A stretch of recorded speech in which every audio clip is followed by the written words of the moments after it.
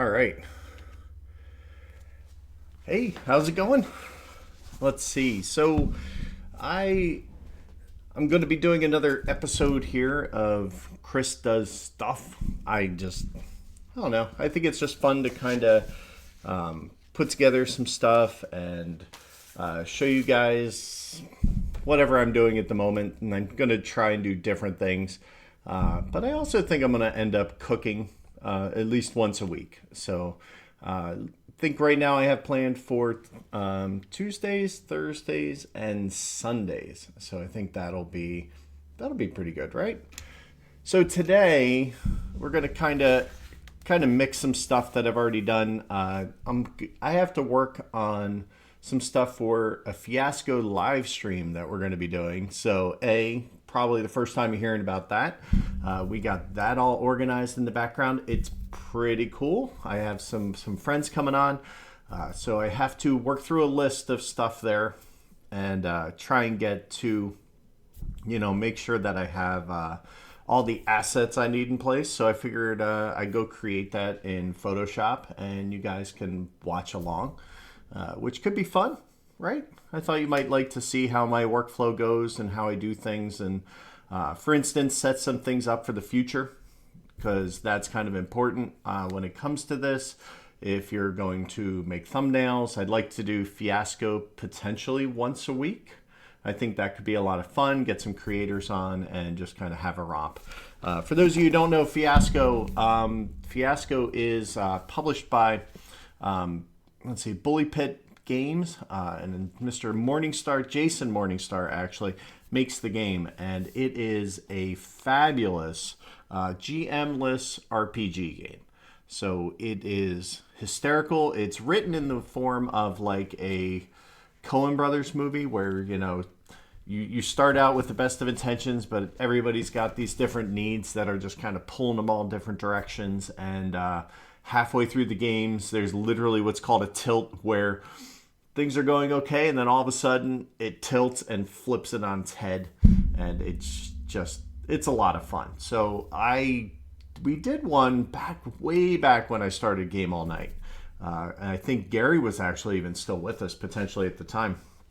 And I loved it so much. But to be honest with you, it's a lot of effort, right? To coordinate 4 people to get that set up, to make the assets for it. So today, my thought is going to be I'm going to try and make some assets that might be a little more flexible so that, I can change out some backgrounds and maybe just change some fonts and then just kind of plug everything in.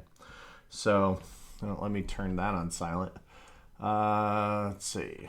You tell your phone's silent for like a month and then it just all of a sudden just starts blowing up and does that. So I picked up, you don't need the anthologies, but in my opinion, there's 2 parts to this.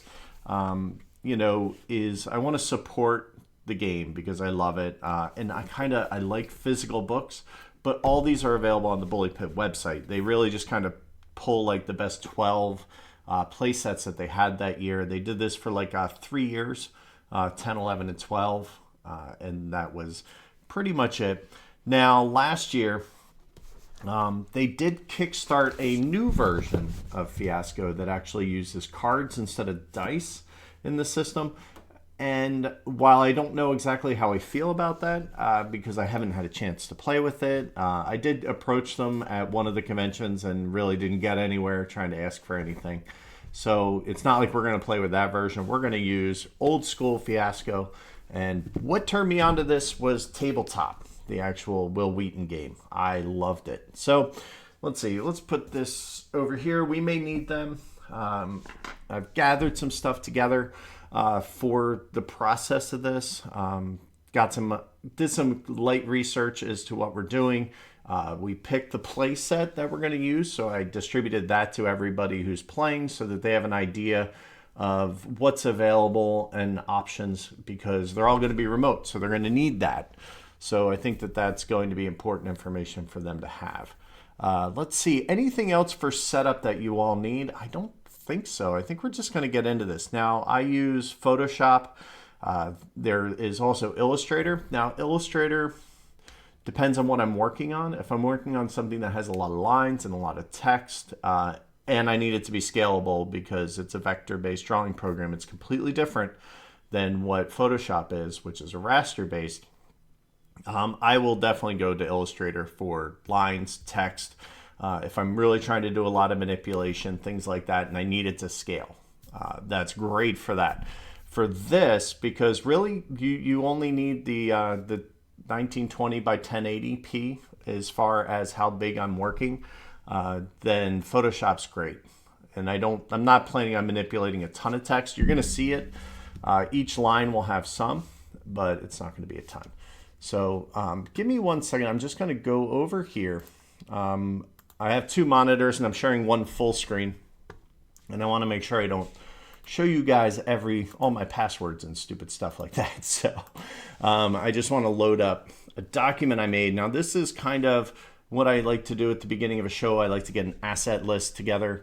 My drive is being super slow right now. So I just have a list of assets. All right, good. So we're all logged in. Let me bring that over onto the main screen, and then I am going to bring you all onto the main screen. So here we go. So you're going to see me. I should disappear up into the corner here. See, I'm up here. Look at me. So this is our list. So we have I don't know what that's there. You can see how bad I type. So we have to make the waiting room screen, which is what is going to be up there, like you saw here, that says starting soon, just so that if we have a technical delay, we have a waiting screen that's kind of like we're about to start. Maybe there's a scroll at the bottom. When I've done this for other ones, I've done scrolls, so that's handy to have. Let's see, you're going to need to make an end screen. Thanks for watching. Need to make a YouTube thumbnail because you need that. Because there's going to be 2 thumbnails. There's going to be the one that's actually with the video that may have, I like to put the date on that thumbnail so that you can see it while it's sitting in your feed. It gets a little confusing. But also we'll need a thumbnail for when the show is actually done and shot. So there might be that as well.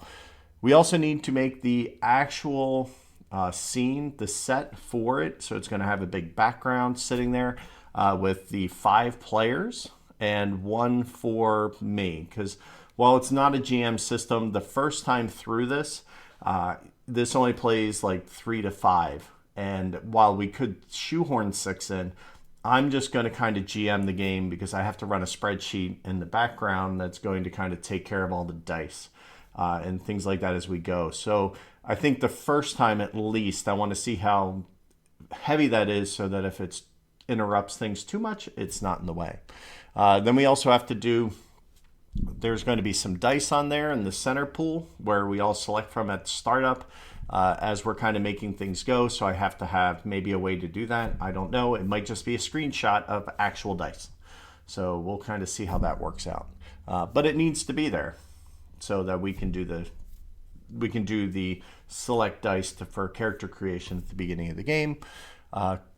Each player is I'm going to email them a template that they can print, and it's going to have a red and a white card on them because during the game, if you're doing something and the director pulls a card to kind of say how it was going, that way, usually they pull a die, and that's actually pretty important to be able to do that in the middle of a scene because the director is going to perhaps grab a red die, and that way it kind of shows you that things are going to go bad for you. So the scene needs to kind of move in that direction, and you need that cue to not miss a beat and to keep going. So that's important. So we're going to make that, and then we need to actually make the little dice. I'm probably getting a little ahead of myself, and might as well make them all 1 through 6 in 2 colors.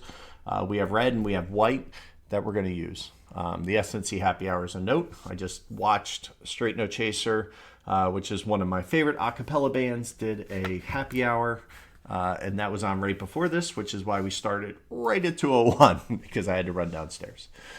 If you don't listen to them, you should. All right, so that being said, this is our task list. I'm going to move this off here so it's on my other screen so you don't have to worry about it. And we are going to get to work. Now, I do have chat open. If you are here and you're watching and you're not my wife. Well, she can chime in. That's fine. Feel free to say something. Say hi. Do whatever. It's pretty cool to hear from you and let me know what's going on. And I'll try to explain what I'm doing in Photoshop as I work. This is kind of I've done this with cooking, obviously, but doing this with Photoshop is slightly different. So first things first, I need to load up kind of the asset pool that I have. So let me pull up all the things I've downloaded. Now, a lot of these are PDFs. So we have, let's pull this up. So we have the zoo title. We're going to open that in Photoshop because this is the playset. This is the graphic they have for the playset. I like the zebra print. I'm probably going to keep that. I don't know if I like the colors. We'll see. Probably try and stay somewhat true to this, but we're going to draw. We're going to make it original. I'm not going to try and copy this. I might shrink this down so I have a small graphic that we could put on screen if we need. But this is a good start, right? I think this has the look. What Fiasco looks like, the fonts and things like that, we already took into account. So if you see here on the screen, you see these two things up here. Hitchcock is an actual font that the Fiasco font is based on. So I grabbed that. It's available for free if you just search. And Vertigo is another font that they use that is just very text-based. It just looks like a normal text. We'll see that later. Facilitating Fiasco is it's just a PDF on how to do this. And the playmat. So the playmat's kind of important. You can see here kind of describes what goes on through the game. You know, dice are meant to go in this pool here, which is kind of cool. So we'll see about that and we'll play with that. But again, maybe something to use for inspiration. We'll see how that goes. Saturday night cards. So these are cards that Will Wheaton had made for tabletop. And they just kind of have like the category and the element. And everybody got to who their character's name was that they could put in front of them. I just grabbed it. I don't know if it's something we're going to use because really that's going to be handled on screen by my software. So I don't really think it matters all that much. And then, of course, we have the zoo PDF. And this is the heart of the playset, right? So this is all the playset. This kind of lets us know the score, what's going on in the zoo. That's over here, probably under my face for you, the video. But it's pretty cool in that it gives you some good background. And I think maybe we'll do a voiceover of this or I'll read it aloud. But I might do a voiceover and add some music to it. We'll see what the actual final production is going to look like. But again, just some inspiration. So here are some relationships that you establish. Everybody has to have a relationship and a detail and this is where you'll see the dice come into play. So it is important for people to know what dice they're selecting, what's left in the pool, and things like that. So, but the more I'm talking it out, the more I think the dice might actually be a live pool that sits in the middle. Because come on, it's fun rolling like a bunch of dice right smack in the middle of the table. So we might do that. We'll see. Needs, locations, and objects. So everybody gets a secondary thing, a need, an object, a want, all those things, and a location. So in a 5-player game, I think we're going to have like 2 needs, 2 needs and wants, perhaps 2 locations and an object, maybe something they're all fighting for. I have no idea. It's going to be great to see what happens. And while I love the tabletop show, when they went through tabletop, they kind of started at the beginning because they kind of already had the characters already set. And I think they released that later as an extra. But I think that that's important because we start out literally with a blank slate. Like you don't even show up with a character name or anything, because for all of a sudden, you could switch gender. There could be a lot of things that could happen that you might want to explore that you don't want to come in with any pre-made thoughts. So this usually takes about half an hour to kind of get this stuff fleshed out. So that's our kind of inspiration. That's what we're working with.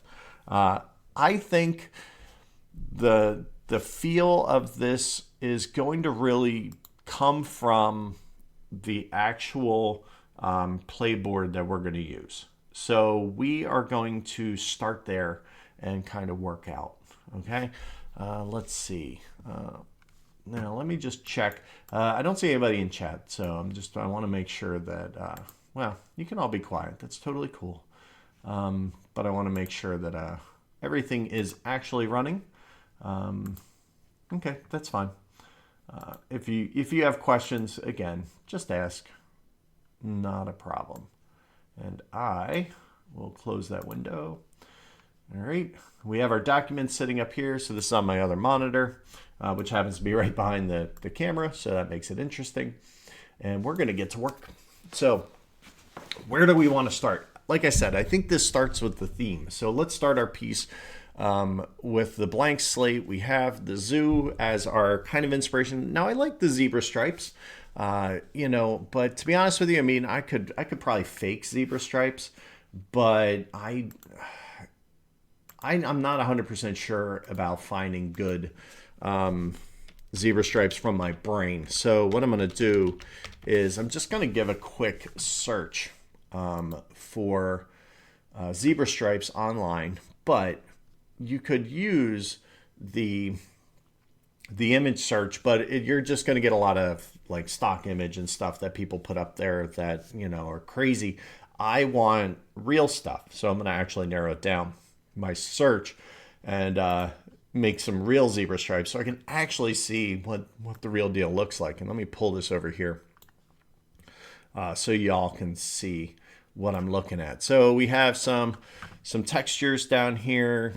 So what are some things I'm noticing is that they have like a tree branch kind of action going on here. I really like this one up here in the top right. I think that's pretty cool.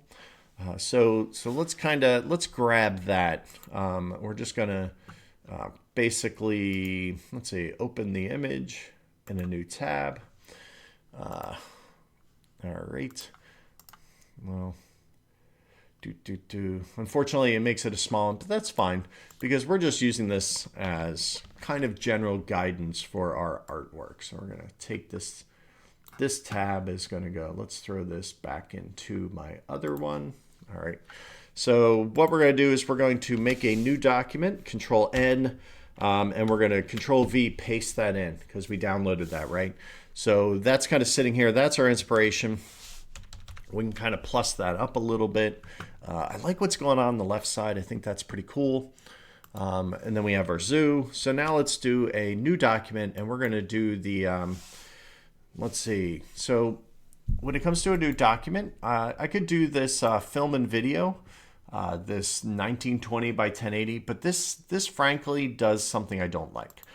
It gives me all of these boundary guides, and I'm not really a fan of that. So let's see, what we're going to do is we are just going to, this is one of my little tricks. If I don't like to do this this size, I'm just going to fill the whole thing. I'm going to copy it, and then we're going to close it. No, we're not going to save that. We're going to do new, Control N, and then you can see here, whenever you start Photoshop and you have something in your clipboard, Photoshop automatically gives you a document that's that size. So now I have my perfect 1920 by 1080.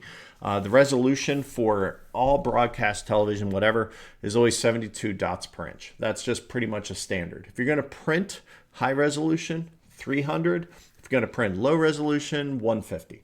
Okay. Nothing crazy there. Now we're going to actually name this. So this is going to be Fiasco. We're going to call this the Playset. So it'll be zoo, and then we're going to call this background because this will be the core background that we're going to use for the entire thing. All right. So there we go. Now we have our zebra pattern, and I want to be able to reference that. So I'm going to Control A, copy, and we're going to paste that here.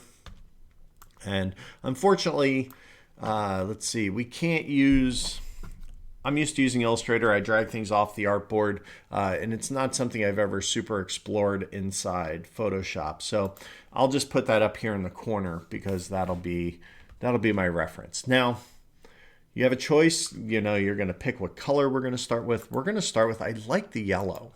that this playset has. I like the tonality, and I think if we want to keep the reference to this game alive, I think we should probably take that. So we are going to definitely take this color palette. Now, I can do that. We're going to see, if you look here, you can see how it's kind of got this gradient in the center and it gets dark on the outside. That's actually super easy to do. We're going to grab our eyedropper tool with the eye, and I'm going to select the darkest area, and then I'm going to alt-click the lightest area, which is this really pale yellow right here in the middle. And what that does is, if you look down here on the left side, you see that it has a foreground and a background color. And pay attention, that's going to come back. But I am going to go back to our zoo background, and I'm going to put this layer underneath our zebra, because if I don't put the layer, you won't see it. All right. So now, how do I make that gradient? Pretty easy. We go down here to the bucket, and then you grab this gradient tool here. Now you have options here in the top left corner. We can make a straight gradient, which will just be a box, but we want a radial, right? We want that kind of that look that the other one had, which was, you can see here, it's kind of a burst of, light under the kangaroo, and it kind of gets bigger. So we're going to do that. So if I just click and drag out, oh, it's reversed. That's fine. What we do, oh, actually we got two problems because we have it going transparent. So let's click on this.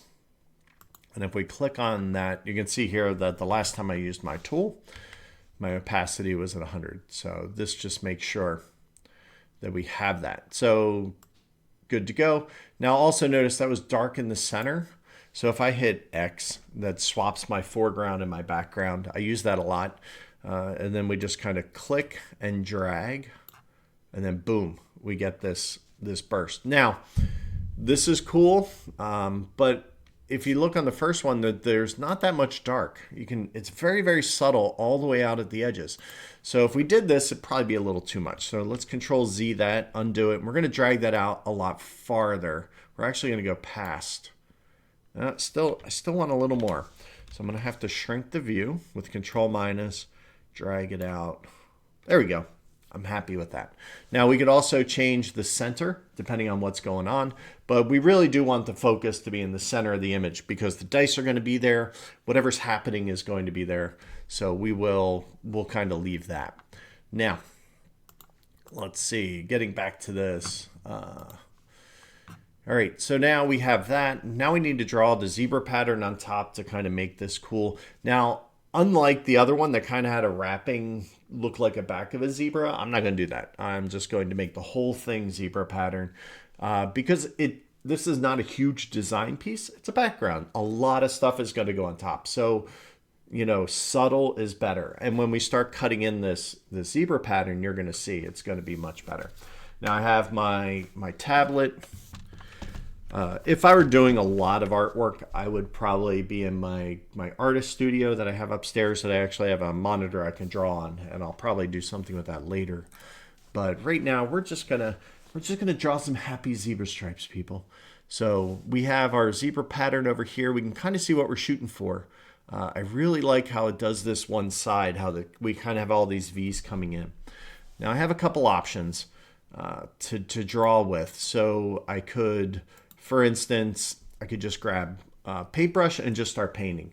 I could grab, the lasso tool and create fills. There's a lot of options. And a lot of people get hung up on these brushes because, man, there are a ton of brushes. And you can go download a bajillion of them. So your choice as to what you want to use. We are just going for a single one color thing. I don't really, the edges can be a little soft, but I don't need a lot. Okay, so what we're going to do is we're actually going to go up here to Lasso Tool, and I'm going to grab the regular Lasso Tool, the round one. I don't want the polyagonal. The polyagonal kind of goes from line to spot to spot to spot to spot. Okay, I don't want that.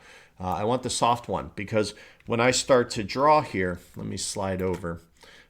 You're gonna see what's gonna happen. So let me move the zebra here to the left so I can still see that, and you can still see that while I'm working. And up here, I'm going to select my lasso tool with just the L, kind of gets me back over here to the lasso.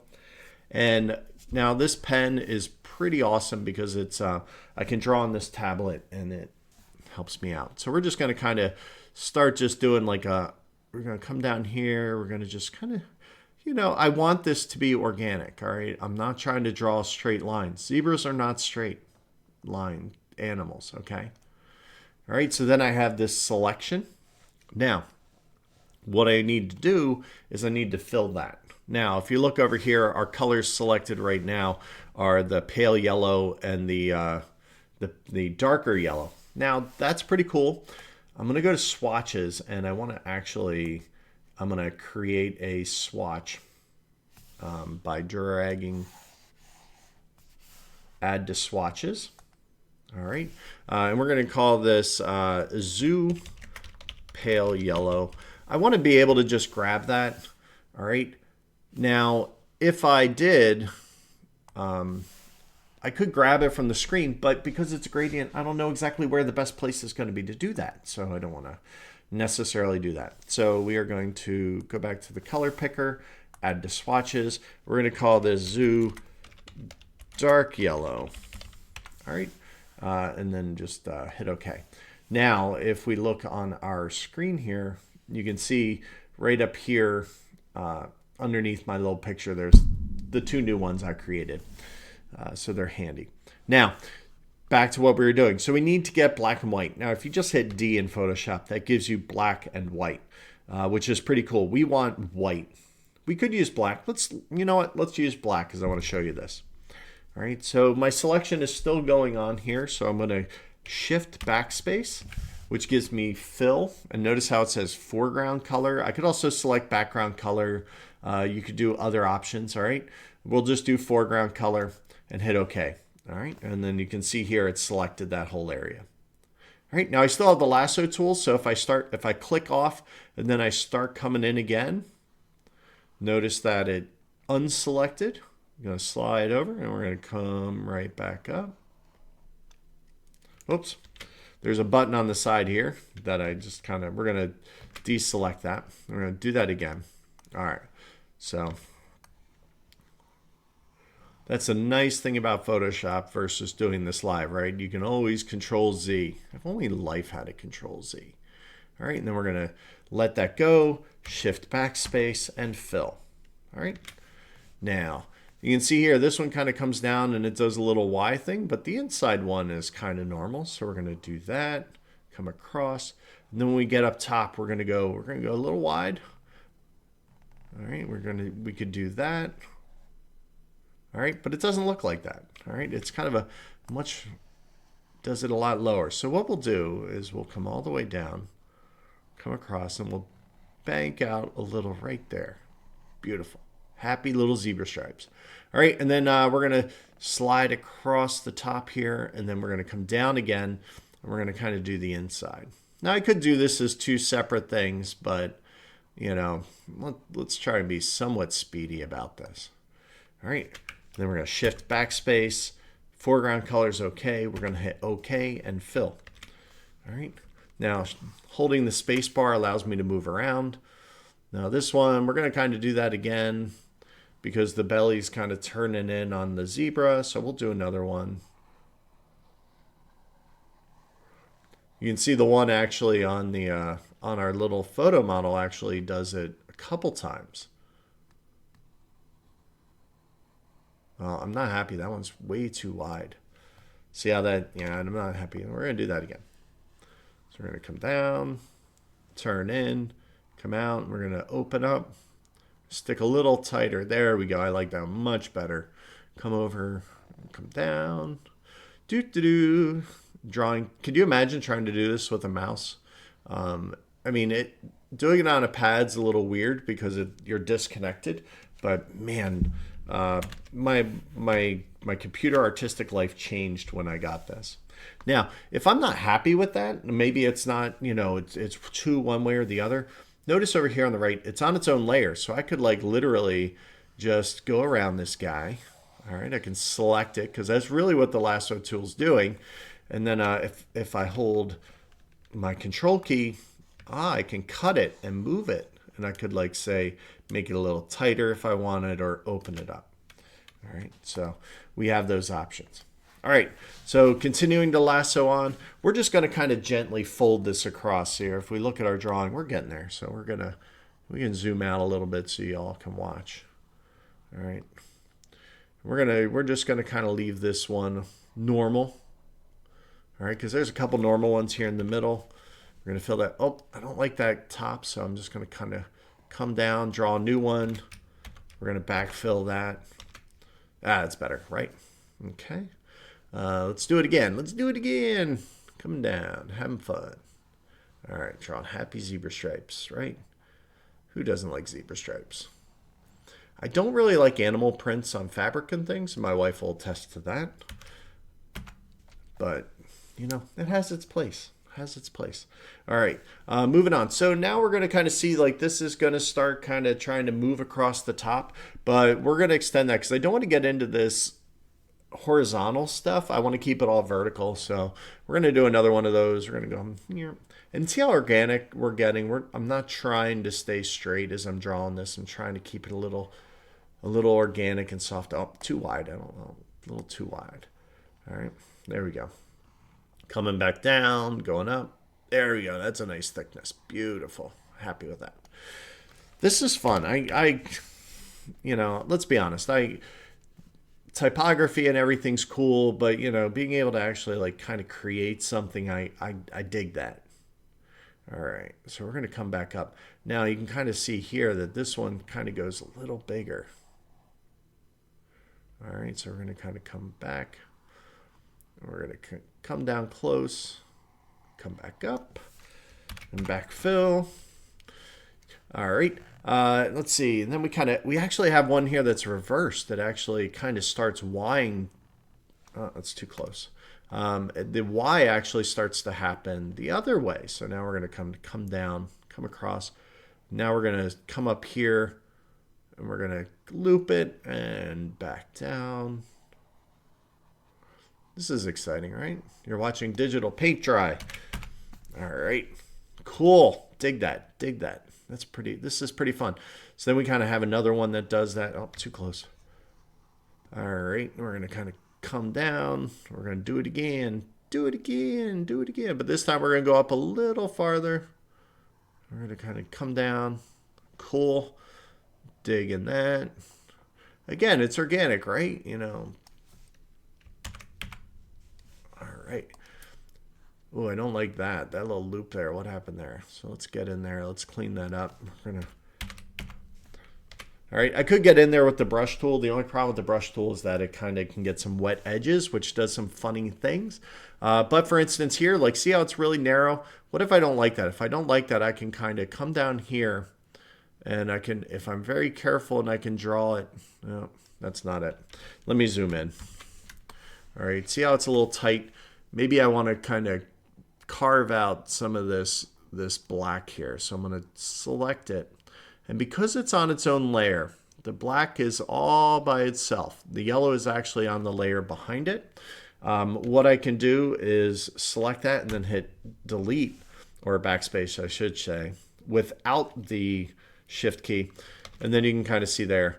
And then it's really just kind of like, well, now let's clean up that because that edge got a little hard.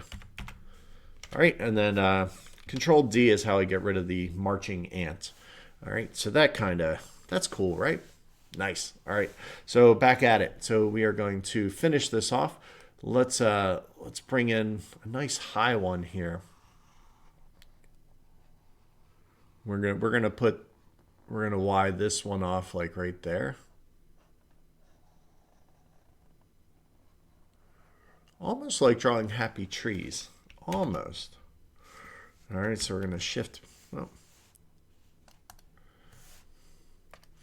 All right, so the other way we can do this instead of the shift backspace is we can do paint bucket and drop it in. That works. All right. Ooh, now you can see there. I'm not happy with that. So let's actually get rid of this extension here. I don't like that at all. But we're going to put in a new one because we still want it there, but I'm not happy with how far away it looked too tree-like. All right, zebras are not trees. All right, there we go. Much better. And then we're just going to take one down the side here and just kind of notice here I kind of go off the map a little. That's fine. The computer knows where you are. And then we're going to backfill that whole space. Cool. All right, so we used our reference, so we can get rid of that. We're done with that. So I'm going to take this, drag it down to the trash can on the layer panel. Well, let's try that again. There we go. Oops. Ha. I'm an idiot. Let's try grabbing the sample one. Like I said, sometimes I get a little off with my trusty little pen. But I'm pretty much done with the drawing. So that's all I like to use my tablet for, is when I'm actually doing art stuff. So we're going to put that away. Now we can go back to the mouse, which for this kind of stuff is easier. All right, so now we did this in black, but we want it white. So here's what I like to do. If I'm working with a single color or a mask, just sometimes it's easiest to do it in the most contrasting color that you can. Black in this case, and I kind of see it. I'm like, yeah, that looks cool, sure. But that's not kind of going in the theme of our original here. You can also see our original had a little more tight points and things like that, which is cool. He probably took, or whoever drew this, I should say, probably took inspiration from, you know, a real life, you know, photo or something, which I dig, kind of like we did. But if I have all this stuff as black, I have two choices. I could select it all, and then I could fill it in. Hey, John, how's it going? We are going to go down here, and you can see on the bottom of the layers panel in the corner here, I have the color overlay option. And then, oh, it already did it for me. I can select whatever color I want, and it will change my stripes to be that color. So it kind of doesn't matter if you're doing a one-tone palette, what you do. So we're going to drop the white in, and that looks pretty awesome. And it still will opacity, if I want to dial it back a little bit and kind of make it a little more subtle, we can totally do that, which is pretty cool. So we're gonna dial it out back just a little. Now I know the zoo here, it was stark white, but if you look at it, the stark white was pretty intense. You know, that and again, we want it subtle for our play set, so we're gonna back that down just a little bit. Cool beans. I'll dig it. I'm not loving. Yeah. Well, it's good for now. All right. Now we have to add stuff to the top of this. We have to add, let's see, yeah, 5 windows. So we have 5 players coming in. So we're going to make 5 boxes for our players where those screens are going to go. This is kind of the core background, but the way software works, you want places to put things. So what we're going to do is maybe I had a thought to kind of make like security name badges for everybody playing the game, and then that will be where they live, and their little avatar face will pop in and populate. So I thought that would be pretty cool. What we're going to do is we're going to take this background layer, which is not the white. The white is done, so we can actually trash that. We don't need that. And we're going to actually make a folder, put them in it. We're going to call that our background here, and then we're going to lock it. All right, that way, no matter what I do, it's not going to mess up the stripes at all. Right? Awesome. Moving on. So we need to make a new layer. The cool thing is we only need to really do this like once, because if we set it up right and everybody has their own little ID card, then basically all of that stuff we should be able to just copy and paste 5 times. Now we do have to add my picture in there because I'm going to kind of GM things. You know, maybe I'll tuck myself near the dice pool or something. So we kind of need to figure all this stuff out. Now, maybe we make a kind of dice tray in the center, which I like. And I like the kangaroo from the zoo title. So maybe what we do is, you know, I dig that guy, and I think that he would be pretty awesome looking like in the center of a dice tray. So I'm going to go over here, grab my marquee tool, my M. I'm just going to select him. And I'm going to Control C for copy. Come over here, and we're going to hit Control V to paste. Oh no! It doesn't have a clean background. So you know what we're going to do? We're going to Z, undo that. We're going to create new. Remember, it's going to make it the size I want. And we're going to paste the new one into there. All right. Now, if I go up here to select color range, we have all these little guys here. We're just going to select the plus and go to the black. only, and we're going to minus everything else. All right. And then we should hit OK and completely screw it up. Wow, I'm so glad I screwed that up live. Let's try that again. Color range. We're just going to select the black. Oh, there you go. I hit the plus for some reason. All right. And it's just going to select the black. And then we're just going to control copy now. Come over to our background and hit control V to paste. And we don't get that background. All right. Control T allows me to transform. And then that kind of puts it in the center. I'm digging that. Now, do I want to make this right away? Probably not. So let's we'll sit on that. That's just going to be an element, and maybe my dice tray will be we'll make it square. We'll see what happens. But we need to make our ID cards. Now, ID cards, one of the things I think that kind of shows polish is clipped corners and clean edges. So we go down here on our left side, and we grab the rounded rectangle tool. We used to, man, I can't tell you back in the day before this tool was on, what we used to have to do in Photoshop to get rounded corners. It was horrible. But now, thank goodness, they're so much easier. All right, we're going to plus in so we can get a zoom. Now we have to get 5 of these in here. We're going to create a new layer because we don't want it on the same layer as the kangaroo. I will have some good manners here, and I will name my layers for y'all so that way you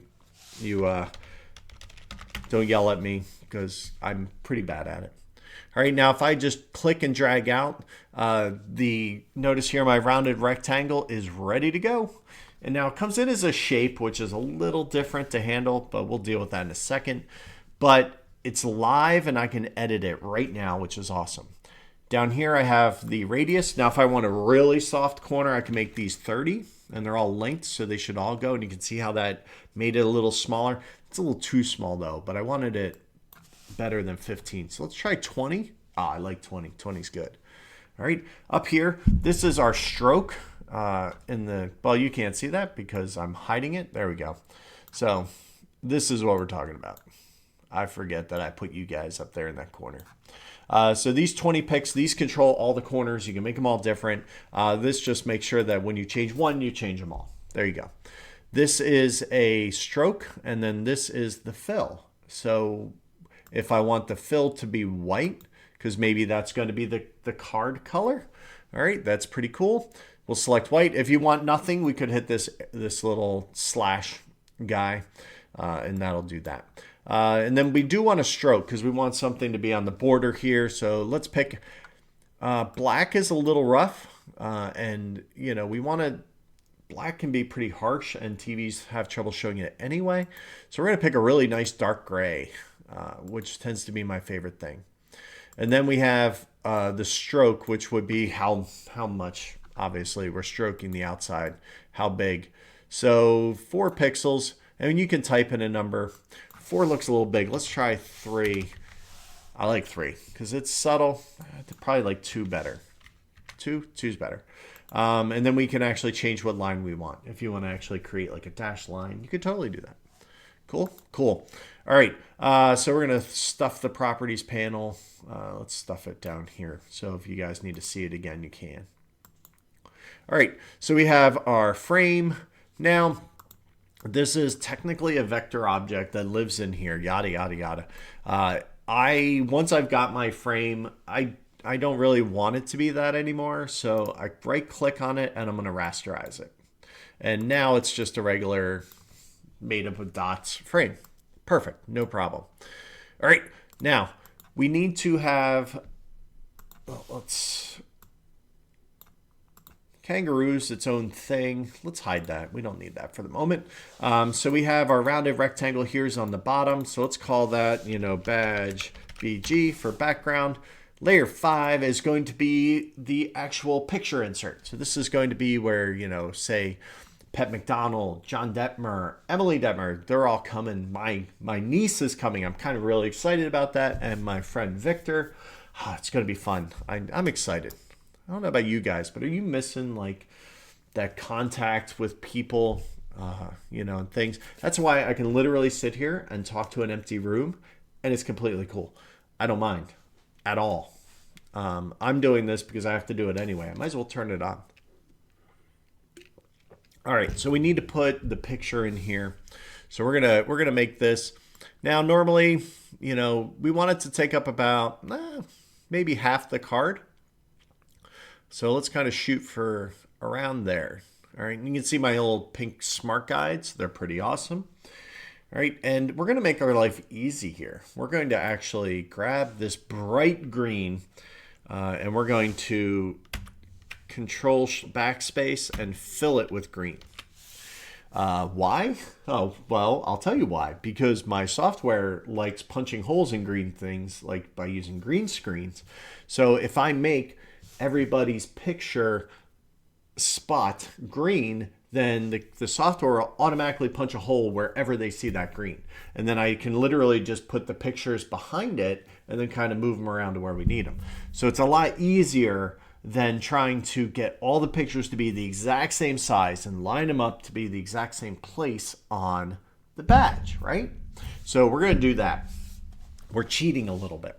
And then we got some nice space over here that we can leave for the actual information of the person. All right.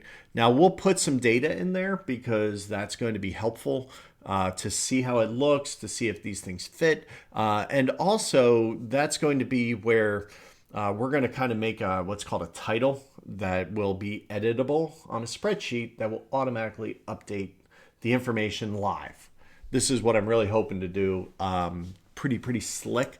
So we're gonna try and do that. Now I can't show you everything, and frankly, you probably don't care because you're not going to spend $700 buying the broadcast software I use, and that's completely fine.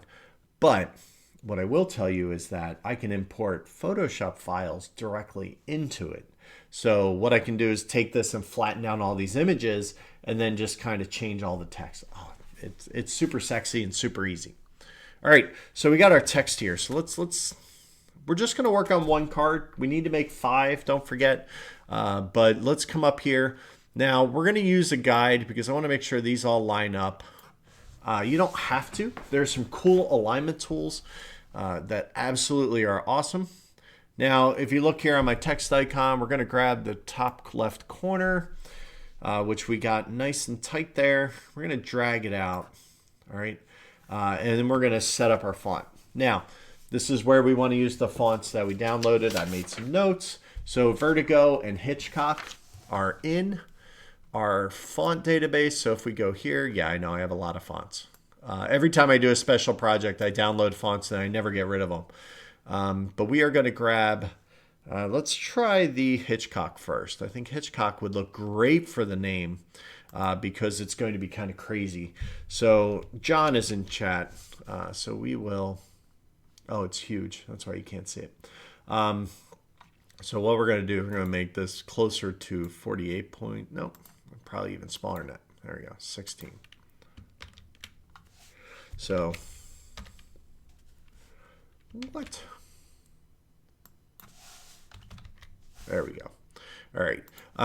So, yeah, I was making a big thing before this. So we're going to do this. We're going to go John. And we're going to put his whole name in there. All right. Pretty good. Pretty good. I'm happy with that. Now we have characters. So if we come up here, if you don't have any of these windows, that's cool. I've customized this over time. If you go under window here, all of them are available. So character is usually the one that deals a lot with text. There are a couple buttons on here. So this is like a fake bold. This also makes it all uppercase and lowercase, which I kind of like for this font. It looks pretty cool. But up here, you can see this 80%. That really should be 100. That means that the letters are being squished. So we're going to fix that. If there are any extra bolds, italics, whatever, they'd be available in the drop down. But notice how is like the E and the T and it's all kind of what we call the kerning is a little tight. So I want to open it up. So this VA guy here, I can just drag this and kind of open it up. We're just going to take it up to about 100. Let's see. I think that actually might be a little much because what's going to happen is, you know, John's probably got the shortest name that anybody has. So that could be a problem. All right. Make sure it's all selected when you do this so you don't look like an idiot. There we go. So there's that. It's pretty big at 30 points, but we'll knock it down to 24. Let's see how that reads on screen. Like if this were a whole screen, we can hide everything and see how it looks. That's pretty close, right? Yeah. So you should be able to see that. So I think we're gonna be happy. Tab brings everything back. All right. Now the rest of the stuff we want. Oh, didn't mean to do that. The rest of the stuff we want to put in there. Like we have some information that we are gonna put. Let me just bring up. I have a Fiasco spreadsheet that I'm using. And it's kind of populated with some fake data right now. But you can see here, like we're going to have their Twitter handle, their character name, their relationship, a detail about that, a location. That's a lot of information. And maybe all of it doesn't make it on here. You know, that's fine. But what we're going to do is we're going to, well, let me pull that back so I can read that as we talk. All right. So let's get our text back. Now, each one of these is going to need to be its own layer. And why is it going to need to be? Because the software, when we do it afterwards, it'll be a lot easier to say each layer. If you're just doing this for print, you might just want to hit return and make a big text block, and that's fine. But for this, we're not going to. Now we're going to go to Vertigo. And you can see here that there's like 4 options, and we're just going to take regular. We'll start there. Wow, that's tiny. You can see here with our fake text is in here. So let's pull that up. All right, let's get in here.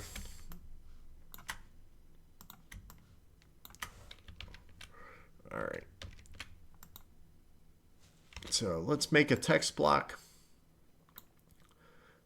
All right. Oh, it went away. There we go. We got regular. Now that is definitely a little tiny. Let's go up to 30 points. All right, that looks better. The other thing is, oh, that helps when we take that off. Okay, I'm happy with that size. So this is going to be their character. Actually, what I should have is this should be the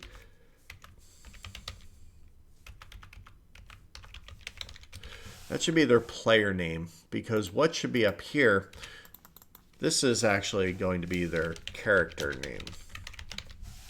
All right, and then this way we could, for instance, put John down here as the player. So we'll put player name. All right, and I'm trying to kind of think a little bit about what I'm going to call these on the database. So player name makes sense. So I'm going to go fix that. That way, when I go to put these two together, they kind of line up. And then, so we have that. I like how it looks. Now, if I Alt click drag, it will create a copy, which we're happy about. And let's put our Twitter name in here. Going to hit OK. All right, we're going to Control V. Now, another way I could do this is I could copy the text or copy the layer, but it's really super easy to Alt drag. Now look, when you get a little double guy, we're going to grab this, we're going to go down, we're going to drop him right below. And now we are going to put in relationship. All right.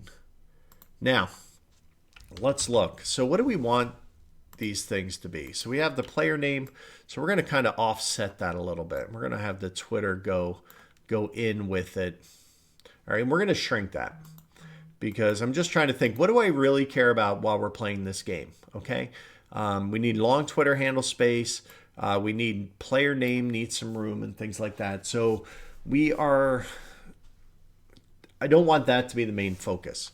All right, I'd rather you guys, when you're watching this, really get focused in on the character name. I want you to be immersed like you're watching a movie and what's going on. So that's why we're going to put this stuff down here. Now I'm Alt dragging. I'm going to do this 4 times because we have 4 things that we need to make. So these 2 are going to be what we call details. So they're going to be they're going to help define a little tighter what was above them. So we're going to kind of offset them a little bit. So let's bring them in. All right. Okay, so this is going to be relationship. This is going to be relationship detail. All right. If you control click, sometimes it works. This is a want, a need, or a location. So that's want, need, loc is what I have it on my spreadsheet, which I'm happy with. And this is going to be want, need, loc, detail, because it describes that, right? Cool. So now the other, excuse me. So the other thing we can do is if we want, we could blow this up. And we have right now, we haven't set anything in stone. So if I want to make this bigger, so say like this was a full screen shot and I wanted to switch between people talking, we could totally do that. But what I found I set that up last time when we did Fiasco, and I found it kind of got in the way because people want to chime in. Also, people are trying to hold up cards and things. So you really need to be able to see everybody all at one time. So that being said, I'm going to pretty much leave it the way it is. Okay. Now, if we look over here, we have all these layers, and they're all for one thing. That's the badge. So we're going to select all that, and we're going to go down here to create a folder or a group, and we're going to call this badge 1. Okay. So we need to keep the players organized. So on my spreadsheet, let's see, let's bring it back over here. You can see here that I have this spot up here. So we're going to put badge 1 so that this way we know once these people start calling in. That didn't work. Let's just type it out. That way we know we can just kind of plug them in. Okay, because let me tell you, it's going to get a little confusing if you're working on the back end of this and you have 4 callers plus me. John and Emily are actually going to be a special case because they're calling in together. So I will literally have to take their screen and cut John out and cut Emily out and put them in separately into their badges. So that's totally cool.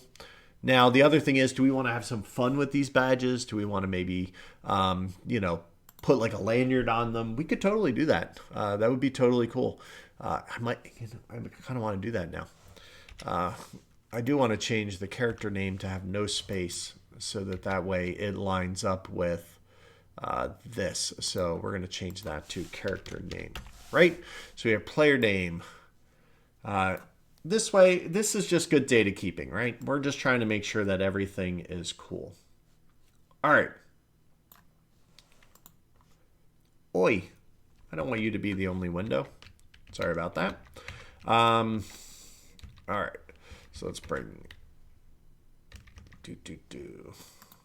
All right, so we have our badge. Do we want to do that? Do we want to add a lanyard to it? You know what?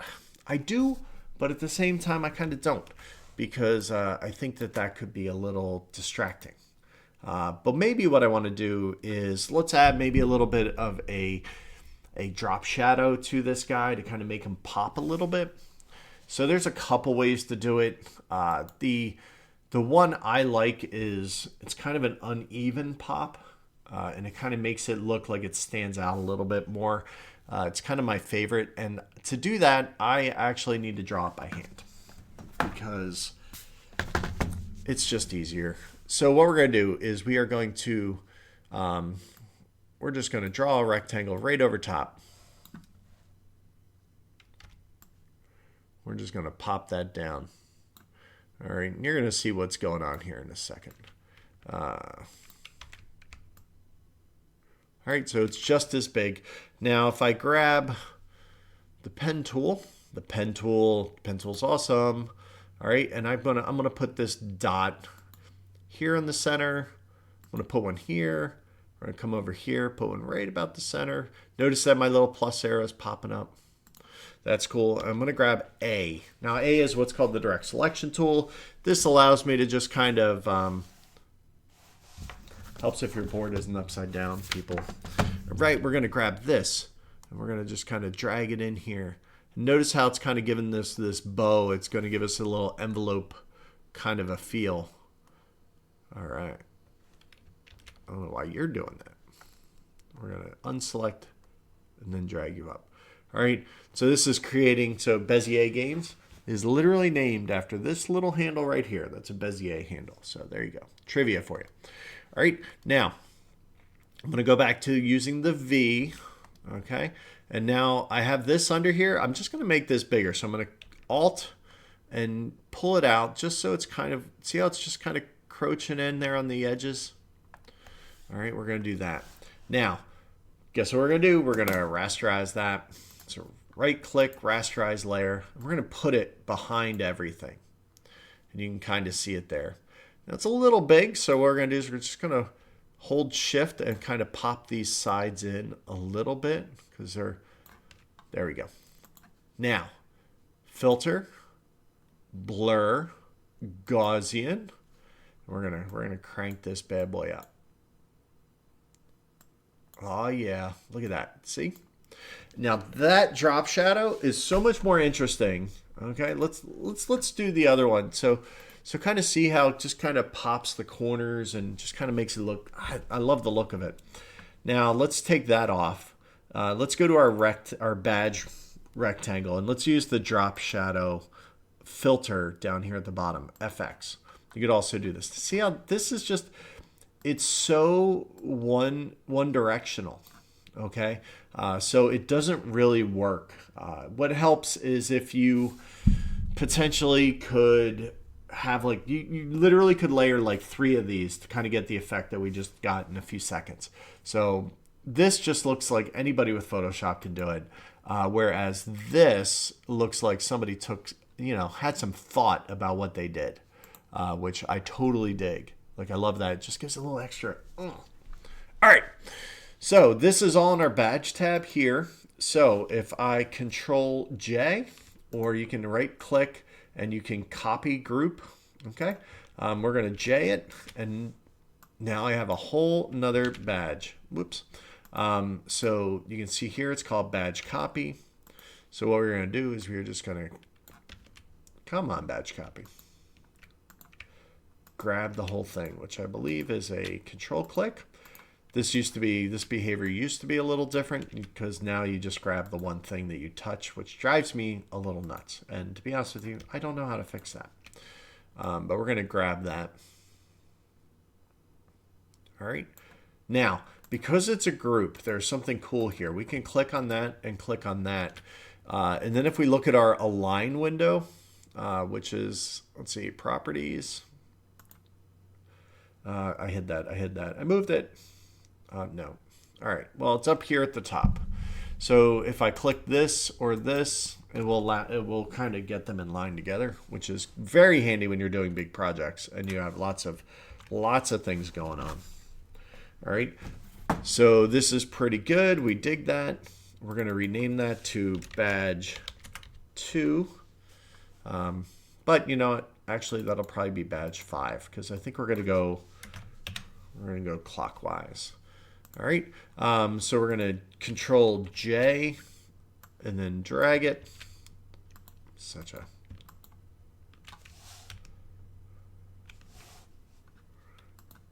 All right. So let's select it. I'm probably missing a pretty awesome shortcut right now. I can tell you that. All right. We're going to drop it there. That will be badge 2. So this is what we're doing now is we're just kind of setting these guys out. And we're going to see just how big of an area that our little badges that we just made will take up. Because maybe they're going to take up too much. We're going to Control J that one to make badge 3.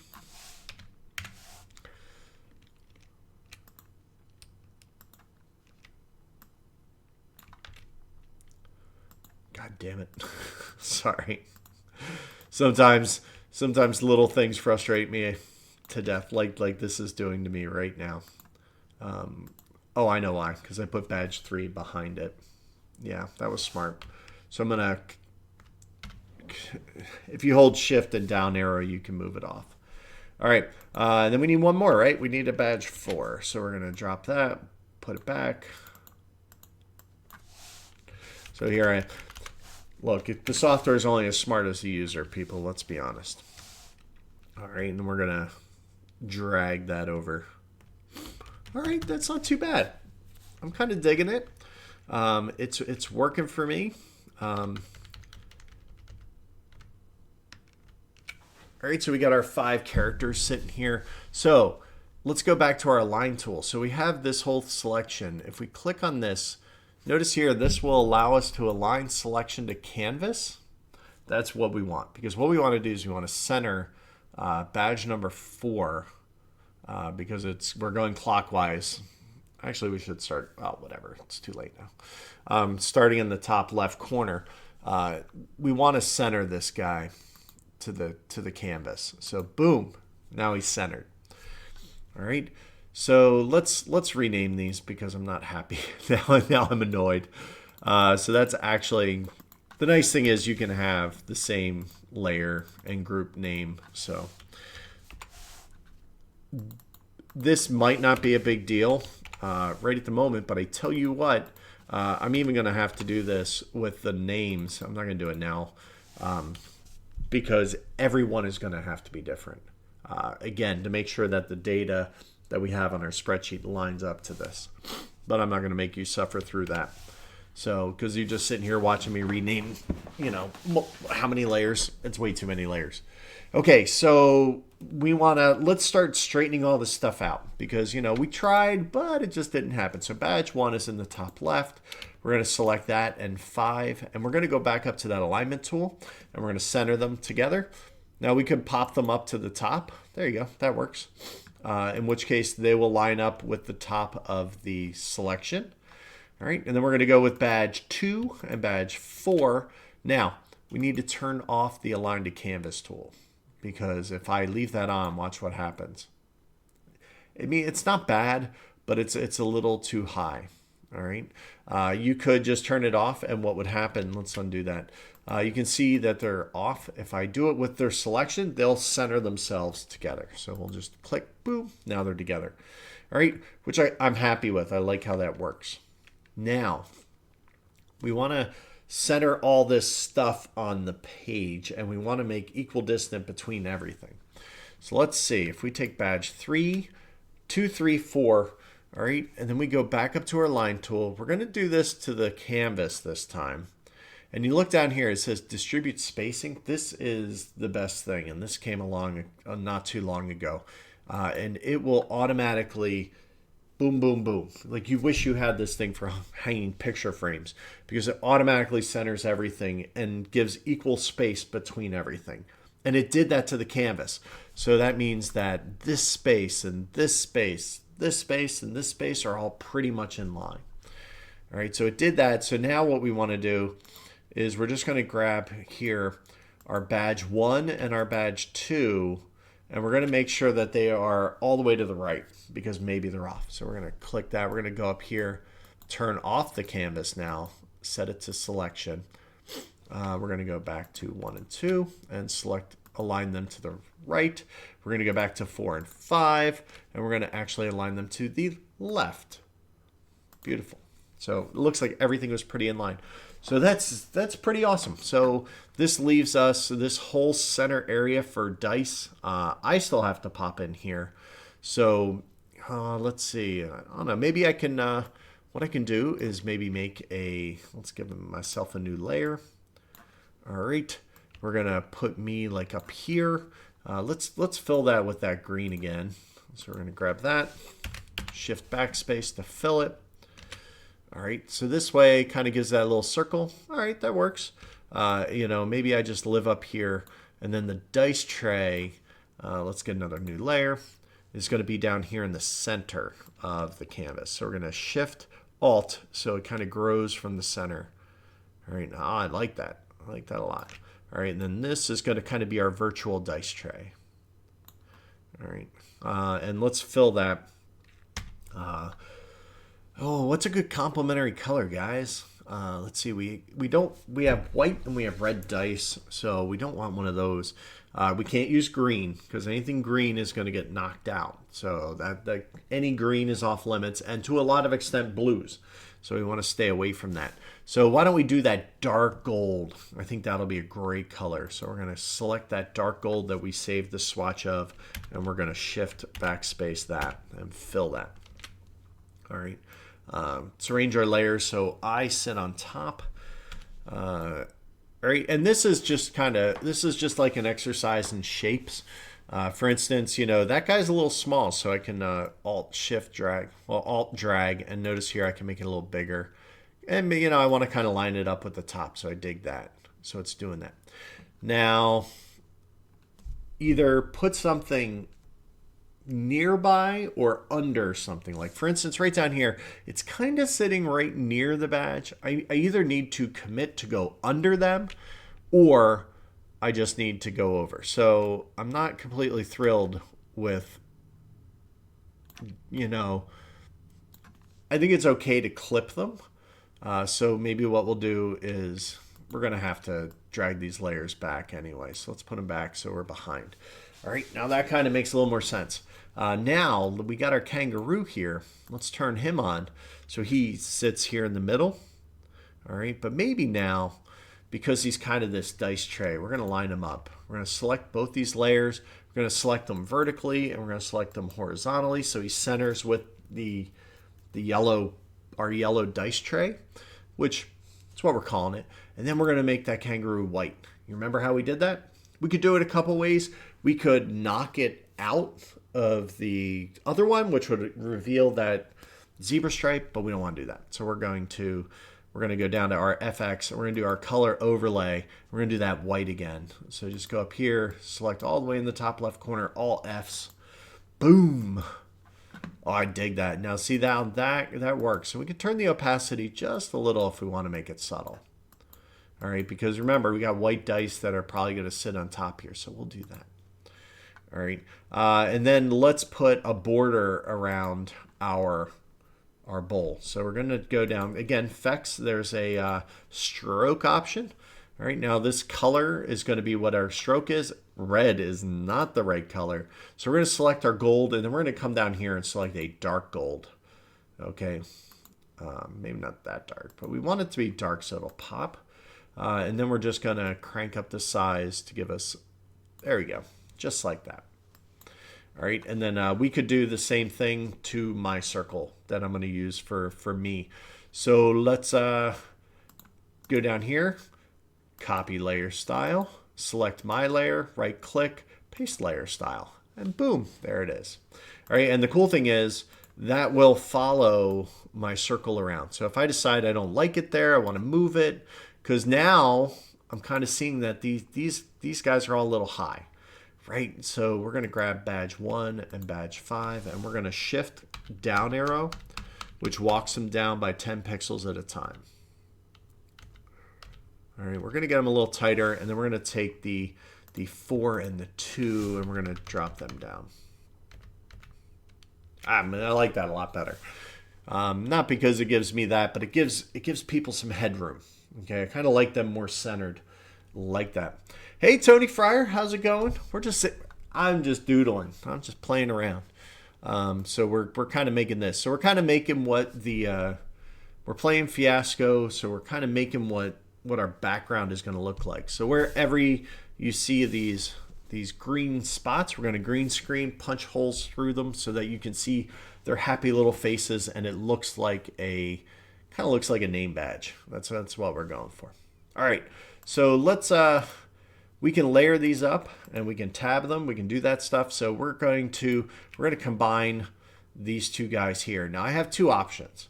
If I want this to be permanent and make this dice tray circle look the same, we're going to merge the layers. So merging, if I do this, where is merge? So you can link them, merge layers.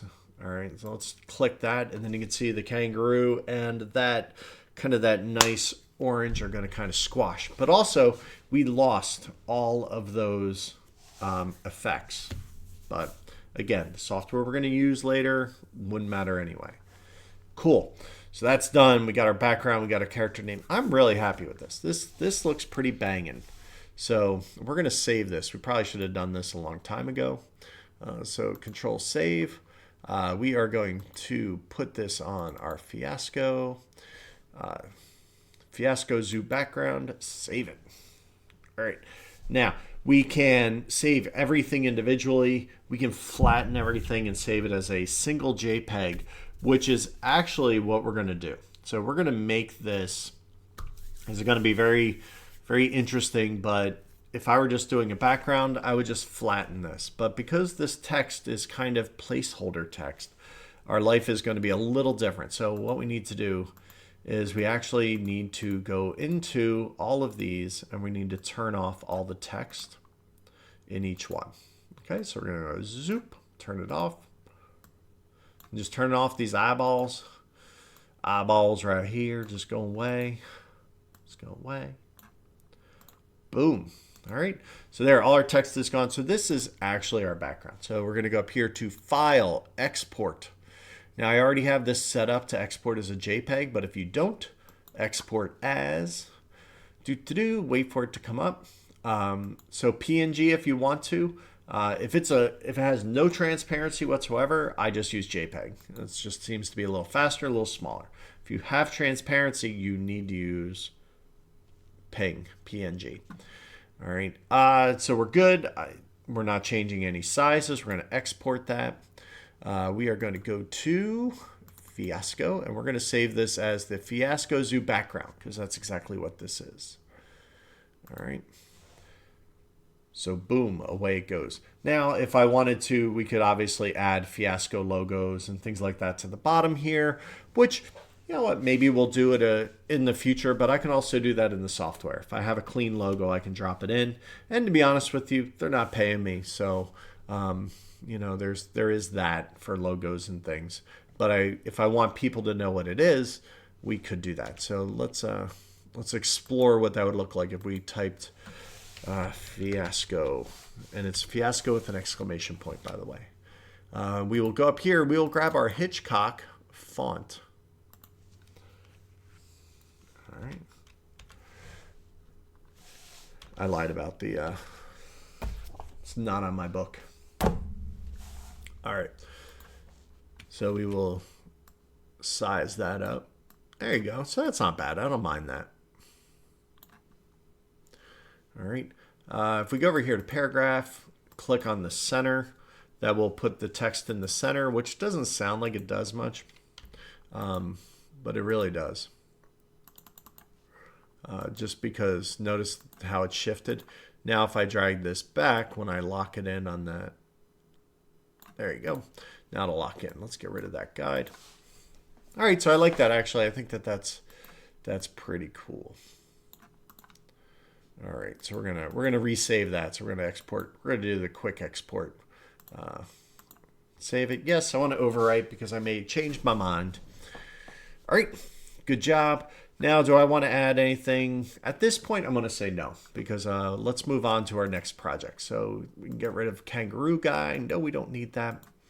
Our zebra pattern reference is gone. The zoo title is gone. Actually, you know, it kind of makes me think we should add that to the book. So let's grab that Fiasco over here, and we are going to shift, click, and drag. Now, this is where having that center selected is going to pay dividends because it's going to center it, right? So we're going to play the zoo. We'll leave the bottom open, all right, because we want to maybe leave room to add things in and whatnot. So we'll leave that a little open. We're going to Alt-click, and I just want this to be as big as the card. All right. There we go. So let's line these guys up. We'll center them. Boom. Have I told you how much I love the Align tool? Friggin' love it. Cool. So that is our main background. So let's export that again. All right. Now, the zoo background, okay, that we just did, this, it's pretty standard, right? But all I have to do is change out this element and this element and change the name. And all of a sudden, I can have a completely different setting with the same kind of concept. All right.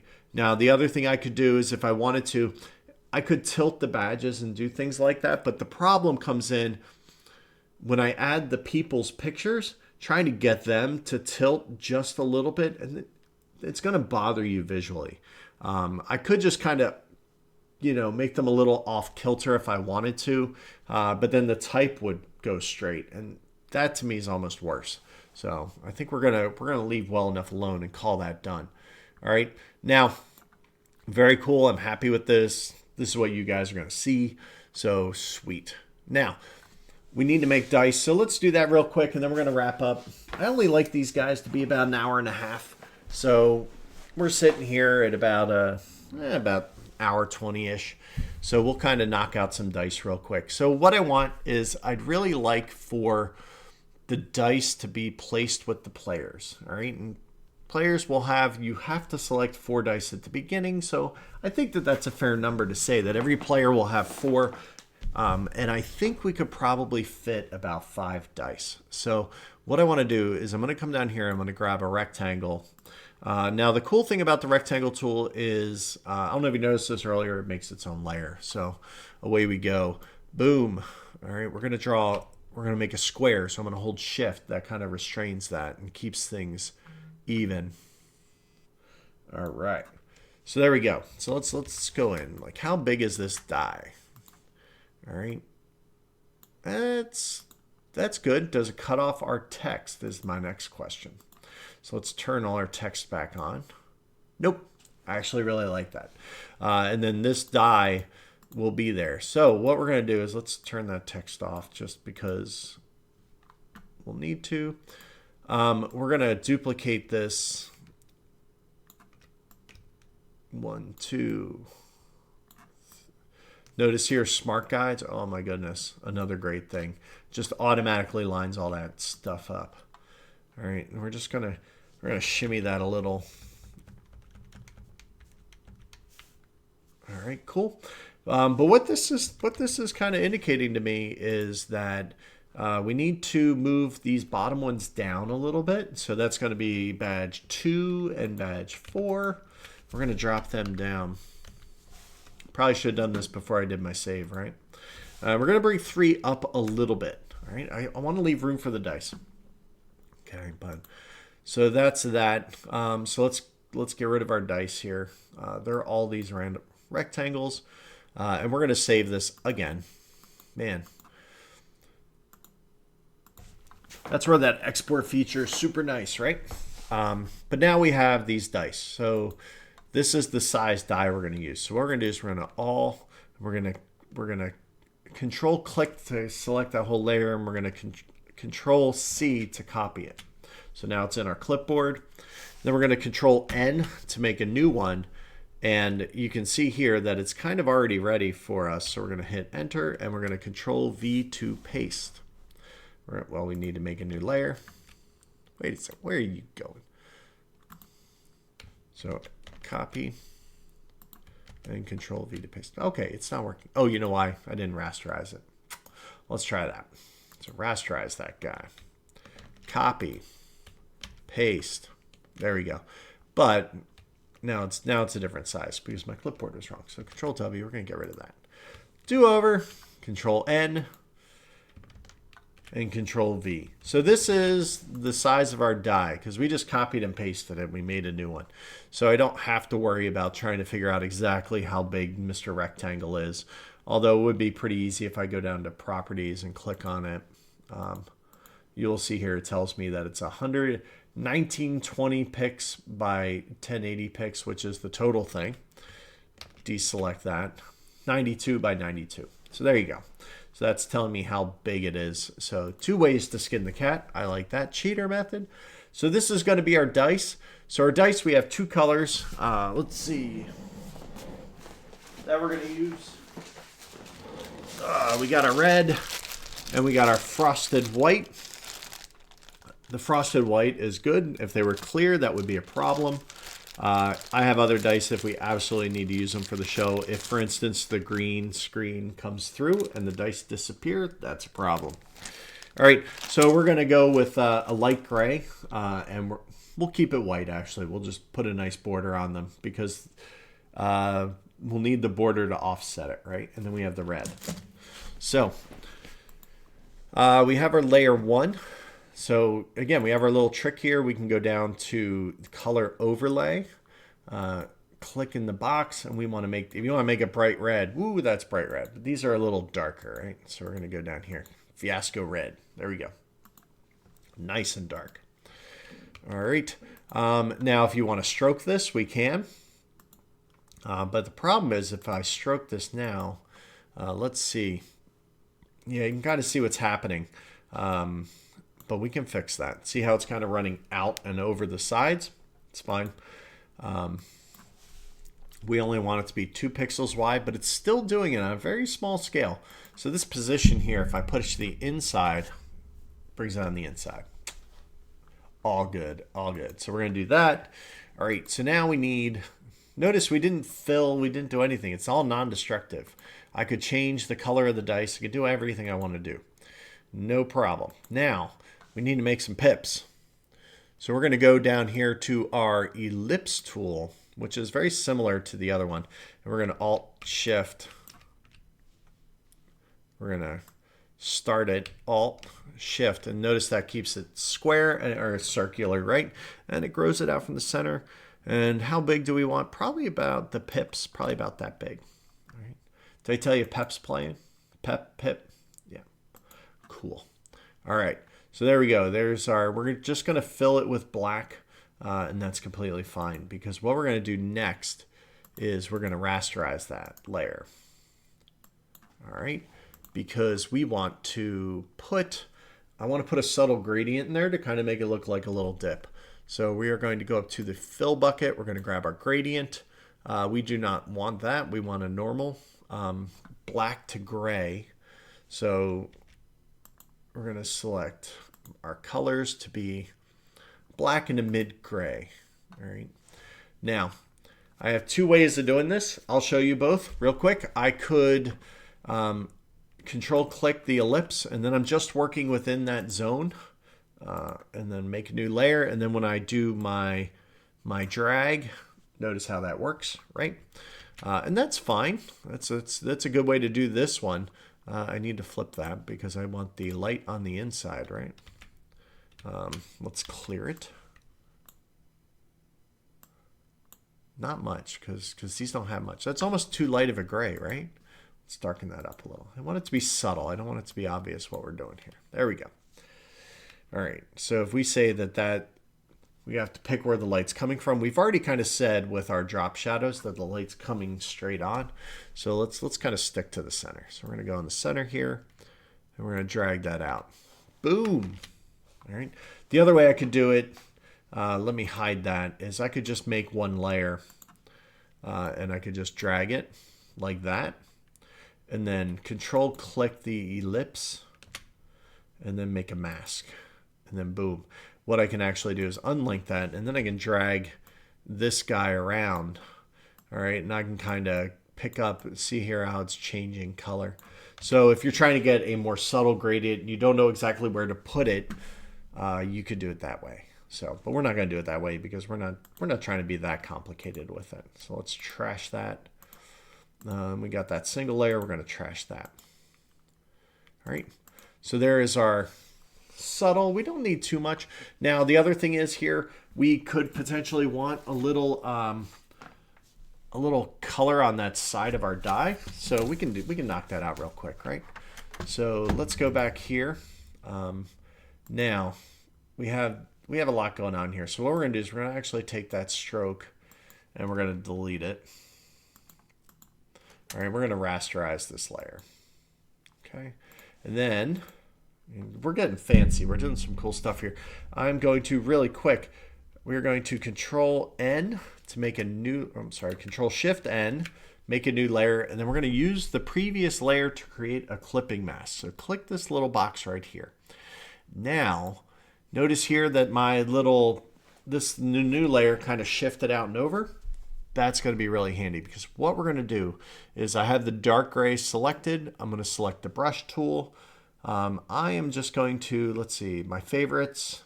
I kind of like this guy here. This is just a nice little light brush.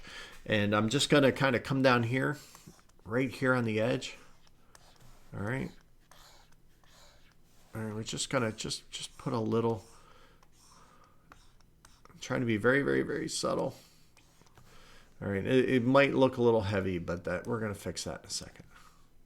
All right, but notice here, when I get up here in the corners, that it doesn't go out, it doesn't spill outside the box.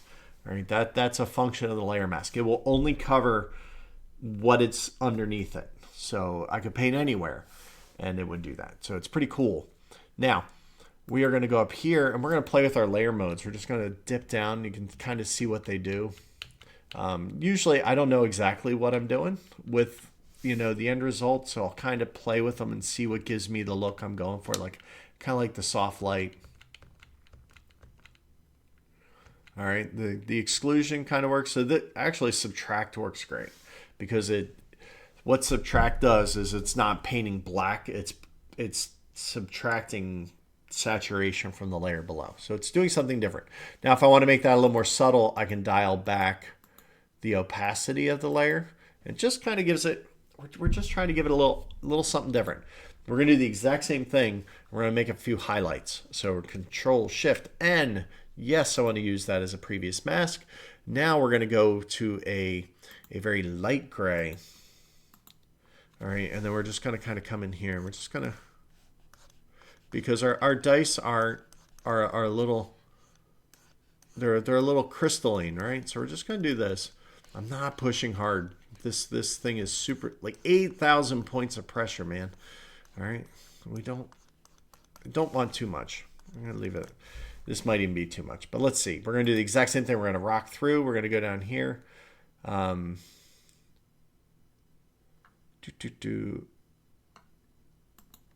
let's start going down. So we'll see if we get one that gives us the nice subtle lightness that we're going for. Like that. That's almost it. The overlay. Soft light kind of does what we like. The linear, pin, hard. The difference, the exclusion, subtract, divide. Divide kind of works. Kind of might be divide. So layers do different things. Like so the subtract worked before, but the divide we want on this one. But we're trying to do different things, right? And again, super, super, super subtle. We're not trying to reinvent the wheel. Now, do we want to still put an edge on this? That's the next question. So we're going to delete that ellipse. Do I still want to stroke the outside? The only way to really know is to go try it on our background. So we're going to temporarily turn off the background. Well, that'll probably be off for the rest now. And we are going to Control Shift E, which is going to flatten everything we just did. And then we're going to copy it. So I'll copy. And then we're going to Z. We're going to undo that real quick. Okay. But what happened is the flattened copy is now staying in our memory and our clipboard. So we're kind of cheating here. Go to our background and let's turn off that black one. And then let's Control V to paste our red. Oh, look at that. Yeah. If we have good edge control and good contrast at the edge, we do not need to actually put a border around this thing. It's going to be a little trickier when we get to the frosted dice because we're going to do that next real quick. And then we're going to call it a wrap. I'm going to show you how I will do the pips on this real quick. So we have our pips here. Same thing, Control and paste, right? So you can either drag it. So let's Alt drag right down here, and then Alt drag right up there, and you got a 3. We can Alt drag there. Line it up, get a 5, and Alt drag there. Boom! Not bad. All right, we got all our pips right here. We can just kind of center it. We can take that whole thing. Remember, go to our canvas selection and then center it. Oh, why did it do that? I'll tell you why it did it. Because it's looking at all of those dots individually. However, let's group them first, and then let's center and center. And now it treats them all as a group, right? But they all live right here. So I could turn off that one, and have a 3. I can turn off the center one. I can have a 2. I do need to build the 6. The 6 is a jerk and needs to be done all by itself. But we have the start here with these 2 guys. So what we can do is we'll leave all these together, and then we'll alt drag down, then we'll alt drag up. Ooh, that's tight. We might need to fix that. All right, we'll alt drag that over. So let's pick those 2. We're going to go up a little bit. We're going to go, so that was 2 taps, so we're going to go down a little bit. All right, and let's see how the center looks.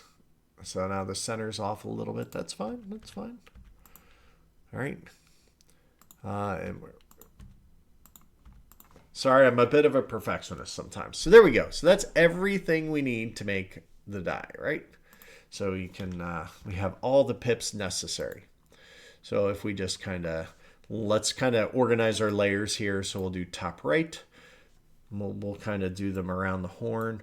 Along the bottom, there is none. So that would mean lower left. Coming up the middle, coming up the top, and then we'll throw the center dead last. So now I can just look over here and I can turn them on. If I want the 5, I should be able to tap those 2. Got the 5. So there, boom, done. So that's our pips. So let's name that group pips. Should call them peps. I think we're gonna call them peps. All right, let's turn off the peps. And we have our red here. So what we're gonna do is we're gonna duplicate this. So J gives me a new layer. Notice it does not bring the other fun stuff along, but you can copy them. All right, and then if you drag them down and alt click, no, doesn't work. I thought you were able to alt click them in, but let's rewind that. All right, so these 2 layers won't come along, and that's fine. But what we could do potentially is let's select all of them and hit Control J. And that does it. Hey, we're learning. We're learning. All right, so let's get rid of these guys, hide them. Now we have this guy, and we have our shadow and our highlight. So we're going to delete those. Well, we're going to hide those. We still like them, but maybe we'll just change the modes. And then we're going to go fix our die, and we are going to make that kind of frosty. So what color do we want for that? Let's go over here to our color. That's like a nice gray. We don't want to actually have a color in there. So let's go with a nice light gray. So we're going to, big surprise here. We are going to G and dump that load of gray right in there. Now, the only problem with that is, see what happened? Look at my edges. My edges got super rough. So that method does not work. So we do not want to do that. So let's Z that out. And what we're going to do is we're actually just going to do what we did last time. We are going to color overlay. And then when it asks me for the color, it's now sitting over here in the palette. So I'm going to grab that. So double click that. Nope. Why are you not working? Boom. All right. More than one way to skin a cat. We'll go up here and we'll grab a new light color. Light gray. We want it to be obviously gray, like that. Now, if we rasterize it, boom, the layers get sucked in together. So there we are.